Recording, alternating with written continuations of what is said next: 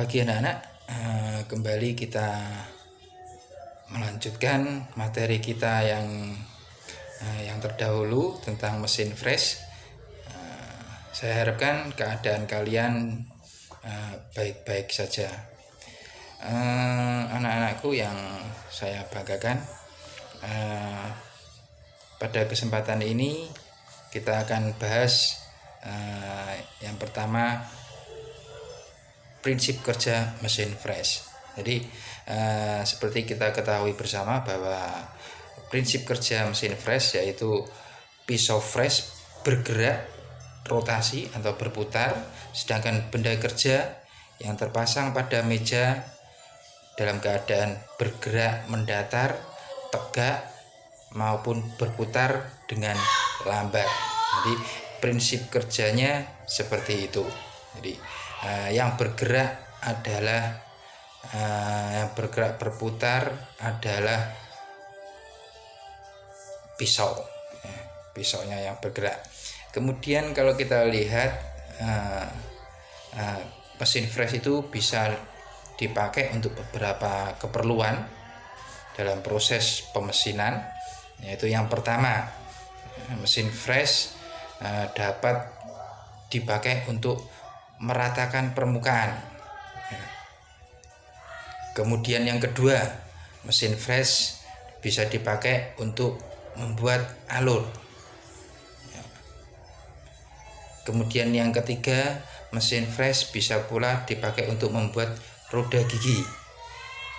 Kemudian bisa pula untuk membuat dan memperbesar lubang. Kemudian bisa juga untuk membuat benda-benda profil bertingkat. Untuk jenis-jenisnya, secara umum kita bedakan mesin fresh itu menjadi 3. Yang pertama, mesin fresh horizontal, kemudian mesin fresh vertikal, dan mesin fresh universal. Dikatakan mesin fresh horizontal itu apabila sumbu mesin, yaitu tempat di mana pisau fresh diletakkan, itu berada pada sumbu horizontal.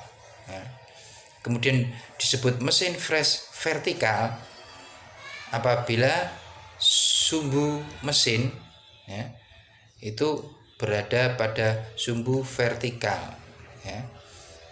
Sedangkan fresh universal, dia mesin freshnya bisa dipakai dalam sumbu horizontal maupun sumbu vertikal. Itu adalah jenis-jenis mesin fresh secara umum.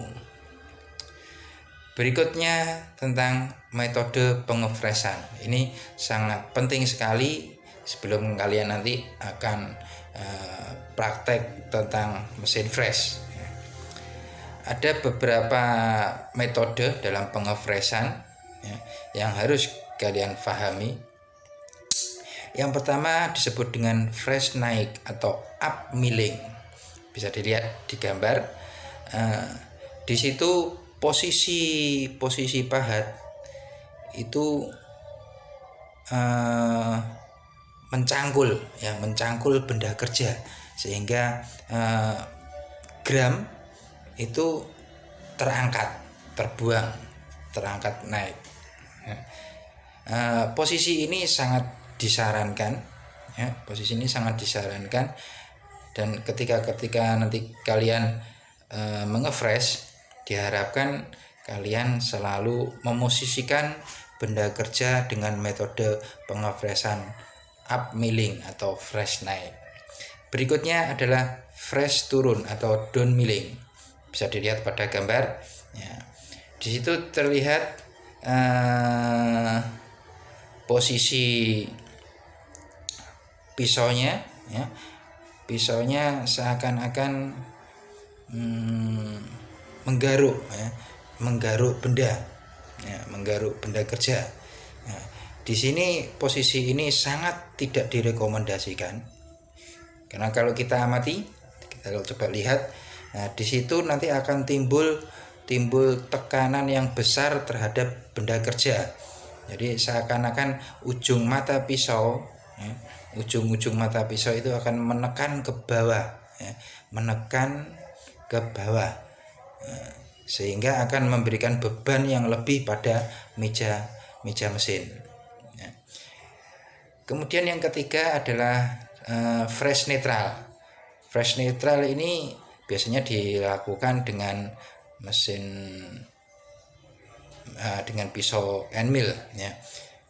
Dia biasanya untuk membuat alur. Nah, untuk fresh netral di sini di salah satu sisi bagian pisau itu memakai metode fresh naik, di sisi yang lain memakai metode fresh turun. Nah, ini masih bisa dipergunakan. Jadi saya ulang, ya. Ketika melakukan pengefreshan, ya, diharapkan untuk memakai fresh naik, ya, karena bebannya relatif lebih kecil, ya, sehingga getaran mesin biasanya lebih rendah dibanding kalau kita memakai fresh turun, ya. Perlu diingat juga seperti yang digambar, ini adalah posisinya pisaunya dalam untuk fresh naik dan fresh turun, posisi pisaunya horizontal.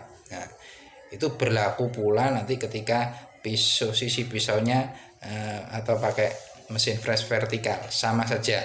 Jadi prinsipnya itu hampir sama. Berikutnya untuk klasifikasi pengefreshan. Ada 3 klasifikasi pengefreshan, ya. Yang pertama adalah slab milling, ya, atau fresh peripheral. Ini biasanya dilakukan dengan mesin fresh horizontal. Kemudian yang kedua adalah fresh muka atau face milling. Kalau yang tadi fresh peripheral itu memakai bagian luar pisau, kalau fresh muka memakai bagian ujung atau bagian permukaan pangkal dari pisau. Kemudian yang ketiga adalah fresh jari atau end mill, ya. Fresh jari atau end mill di sini yang dipakai adalah ujung dan bagian permukaan luar pisau. Berikutnya, ketika kita mengefresh, ya, terlebih dahulu kita harus kita setting mesinnya supaya memiliki putaran yang diizinkan, ya.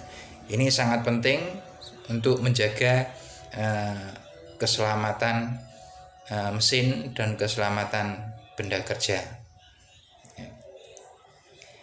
Yang pertama yang perlu diperhatikan adalah untuk mengatur kecepatan putaran mesin, ya. Putaran mesin ditentukan oleh bahan benda kerja, kemudian kecepatan potong, dan diameter pisau fresh, ya. Saya ulangi lagi, kecepatan putaran mesin fresh, ya, kecepatan putaran mesin fresh itu dipengaruhi oleh bahan benda kerja, ya, kemudian kecepatan potong, dan diameter pisau fresh, ya. Sama rumusnya dengan mesin-mesin yang lain yang gerakannya menggunakan gerakan berputar, itu putarannya selalu memakai rumus N sama dengan VC kali 1000 per pi D. Saya ulangi, N sama dengan VC kali 1000 per pi D, dimana VC ini adalah kecepatan potong, ya, yang sudah diketahui, ya, tergantung dari material dari pisau dan juga material dari benda kerja. Kemudian Pi itu adalah 3,14 dan D adalah diameter pisau fresh. Hampir sama dengan proses-proses yang lain, misalkan proses bubut, penentuan kecepatan potong, penentuan putaran mesin itu juga menggunakan rumus ini, yaitu N sama dengan VC kali 1000 per Pi D. Hanya saja D-nya di sini harus kita lihat, D-nya adalah bagian yang berputar. Kalau memakai mesin bubut yang berputar, D-nya adalah benda kerja, jadi benda kerjanya yang berputar, makanya D-nya adalah diameter benda kerja. Kemudian kalau kita ngefresh, ngebur, ya, itu yang berputar apanya? Yang berputar adalah pisaunya, ya. Menggerinda juga seperti itu, yang berputar adalah roda gerindanya, maka D-nya adalah diameter pisau. Kalau ngebur Pak, sama. Kalau ngebur yang berputar apanya? Yang berputar adalah mata burnya, maka D-nya adalah diameter mata bur. Jadi rumus ini dipakai di setiap mesin yang proses pengerjaannya dengan cara berputar. Kita ambil contoh soal seperti ini. Ada sebuah mesin fresh yang akan dipakai untuk membuat alur dengan menggunakan end mill berdiameter 10 mm. Apabila kecepatan potong 30 meter per menit, berapakah putaran mesin secara teoritis? Ingat, secara teoritis. Nanti di penyetelan di mesinnya kita buat yang mendekati, ya, yang mendekati. Nah, kita masukkan ke dalam rumus N sama dengan VC kali 1000 per Pi D, ya. Kemudian kita masukkan VC-nya 30 kali 1000, ya. Kemudian Pi 3,14, D-nya adalah 10 mm. Nah, kita hitung di situ dihasilkan sekitar 955 rpm, ya. Sehingga ketika kita akan melakukan pengefreshan, nanti kita bisa setting mesin yang mendekati 955 ini, mungkin bisa 1000, ya, 1000 mungkin bisa 1000 rpm. Demikianlah penjelasan dari saya untuk materi pengenalan terhadap mesin fresh, ya. Tunggu saja video-video berikutnya.